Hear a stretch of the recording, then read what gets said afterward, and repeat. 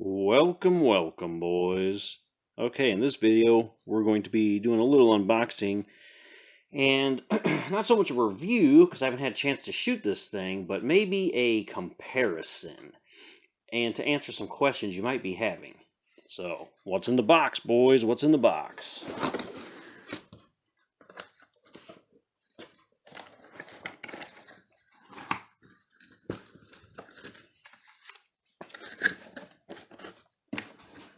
Well, there ain't much in this box except this thing, a Smith Wesson M&P 1522P.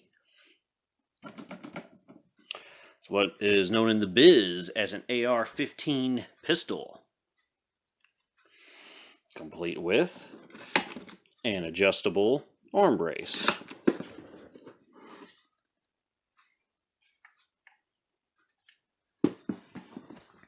A standard capacity magazine, and I'm guessing maybe around 7.5, 7-inch barrel or so.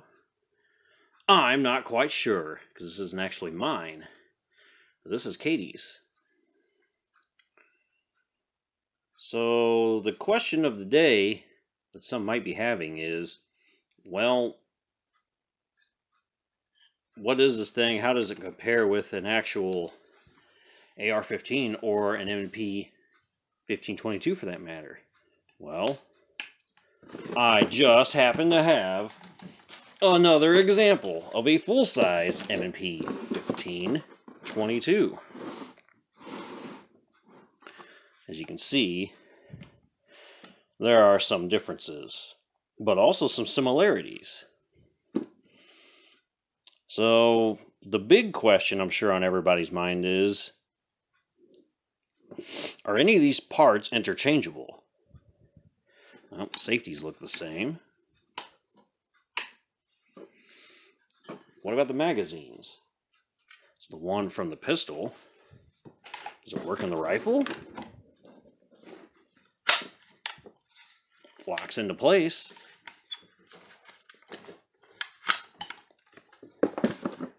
What about the rifle mag? Does it fit in the pistol? Sure does. What about the receivers? How are they the same or different? Let's find out. Okay, so with our takedown pins pushed through, should be able to separate the upper and lower receiver. Upper receiver, lower receiver for the 1522.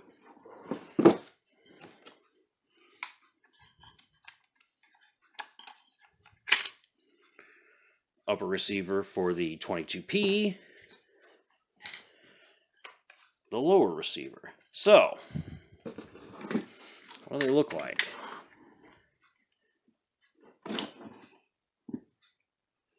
Well, boys, you may be shocked by this, but they look the same. I don't think anybody's actually shocked by that. But they are the same. Okay. So what about the uppers? Other than the barrel, are they any different? So here's the bolt carrier group and the charging handle for the M&P 1522.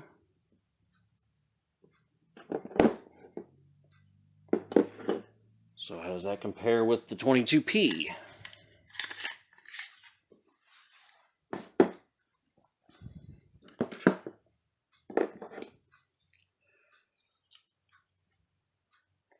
Charging handles are the same.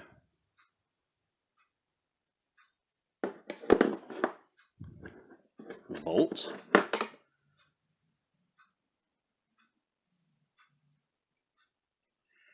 They're the same. No difference. So then, of course, we're going to do what you expect we're going to do next, because where everyone wants to know, even Kitty wants to know. Alright, so the question of the day is, can you put one of the lower receivers on one onto the upper receiver of the other? So, let's take the braced lower for the pistol and attempt to put it on the rifle upper receiver.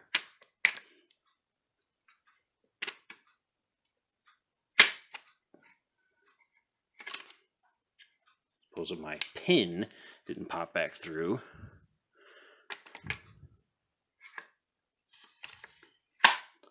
Well, looky there, boys. She fits. Push the pins back through. So yes, boys, here's our braced stock with our upper receiver that is rifle length, 16-inch or so, I reckon. And everything appears to work. So, you could do that if you wanted to. I don't know why you would, but if you had that burning question, on this channel we do science. And the science says, yes, you can swap the upper and lower receivers. Although it should be noted, taking your pistol lower onto your rifle upper, perfectly legal. So it's painfully obvious why we're not going to attempt to put the rifle lower on the pistol upper, and that's because it would be considered a short barrel rifle, which isn't illegal. However, you would have to acquire your $200 tax stamp for your short barrel rifle, and we don't do that on this channel. So, alright, now we got that out of the way, we can talk a little bit about the pistol itself then, since we got, the big questions out of the way. Okay, boys, and now for the wrap-up here. As you can see, the only thing that came in the box, the cardboard box, is the pistol and the magazine, and then some literature that we're not going to read over, because ain't nobody got time for that. But this does fire the .22 caliber long rifle. I'm going to assume this is a 30-round mag, although you can put bigger ones. Or correction, it's a 25 round. 25 round. Not sure how many rounds this thing is, unless it says it on there. 35 rounds. So you can upgrade your standard capacity to more standard capacity, should you choose to. A lot of the parts are interchangeable. I'm going to assume all your standard pistol grip, safety, all that stuff, interchangeable. And we just swapped out the receivers, so obviously the bolt carriers, everything you can swap in and out. Now this gun was 500 and something, I think. It did not come with an optic, as you can see, but we did buy one. So probably once I finish wrapping up this video, I will go ahead and install the optic or get it close to installation, and then let Katie figure out exactly where on this rail she wants it. And then this weekend, hopefully we can sight it in. And then that'll be that. So thank you. So whatever you do, boys, do not tell Sleepy Joe that we bought this gun with all that, printed money that he was handing out like it was candy. Because that's what bought this stuff. So, and I'm sure he would be very, very upset if he found out we spent it on something practical. So, just a few things to go over. The brace pistol does have a spot here where you can install a sling. I do have a sling with that push pin deal that kind of goes through here. And then on this end, well, we'll see how we want to mount it. Over here, I'm going to see if Katie wants to do a 1-point sling, or if she's more of a fan of the 2-point. To each his own, but we'll try it with both, see if she wants to run a 1 or 2-point. I'm more of a fan of the 2 myself. But on a pistol, I don't know. I might actually prefer the 1-point. But we'll burn that bridge when we get there, I guess. But look forward to a video in the future with this guy where we actually take it and sight it in. But I am a fan. I like it. It's nice and small. Because as a YouTuber I was watching once said, I don't remember who said it, but it made sense to me. He said the civilians, it makes more sense for them to own AR pistols versus rifles anyway, because you can't legally shoot somebody from 200 yards. And I thought to myself, the man's got a good point. You can't legally shoot somebody from 200 yards away. But when you get about 100 yards or closer, that's when you're getting a little bit more justified.